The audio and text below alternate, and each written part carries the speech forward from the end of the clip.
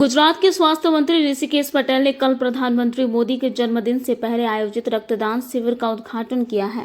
उन्होंने कहा है कि कल 17 सितंबर को प्रधानमंत्री मोदी का जन्मदिन है। उसी उपलक्ष्य में रक्तदान शिविर आयोजित किया जा रहा है। राज्य के 1,27,000 कर्मचारियों ने पंजीकरण कराया है। राज्य कर्मचारी इस विशेष अभियान के माध्यम से रक्तदान करेंगे। 75 વર્ષની આ વર્ષગાંઠ છે એમની, એટલે 75મી જન્મદિવસે 75,000 જેટલી ઓછામાં ઓછી બોટલો આજના દિવસે એકત્ર કરવું અને લગભગ 330 જગ્યાએ કર્મચારી મહામંડળ દ્વારા આ મુહિમ હાથમાં ધરવામાં આવી છે અને બ્લડ ડોનેશન એ કેટલાયની જિંદગી બચાવવા માટે નિમિત્ત બનવાની છે।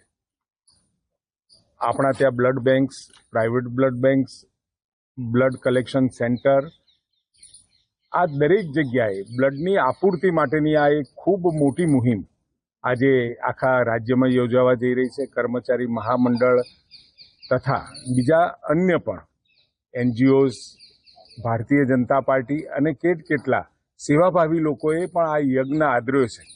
ત્યારે હું વિશ્વાસ મને છે